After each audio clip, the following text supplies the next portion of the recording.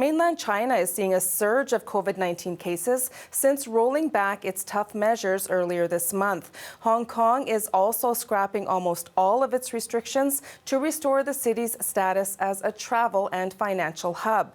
But a number of countries, including the United States and Japan, are now mandating COVID tests for passengers arriving from China.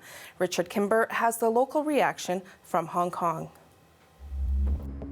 The Hong Kong government is doing away with a long list of COVID-19 rules, including limits on the number of people who can gather together in a restaurant and limits on the number of people who can gather together outside. It's also removing the need for international arrivals to the city to take a PCR test and show that it is negative before boarding their flight to come to the city. It is still necessary to wear a face mask in public places in the city, but it's no longer necessary to show that you are vaccinated using a government mobile phone app in order to get access to many public spaces, such as restaurants and bars. The government says overall the COVID situation in Hong Kong is now controllable, with around 94% of the city's population vaccinated. The government, though, is protesting moves from some countries in the region to restrict travellers from Hong Kong and the Chinese mainland to travel to those countries because of concerns about the outbreak on the Chinese mainland and the fact that the border between Hong Kong and the Chinese mainland is likely to be open for quarantine-free travel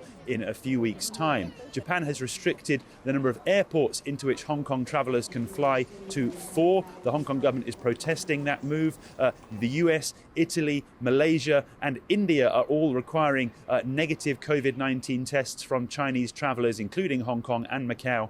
And there are expectations here in Hong Kong and on the Chinese mainland that the scale of that outbreak will likely delay any hopes on the part of the governments in Beijing and Hong Kong that these rule relaxations taking place will prompt a quick and efficient economic recovery and an immediate boost for the tourism appeal and the transport status hub for these places to be restored anytime soon.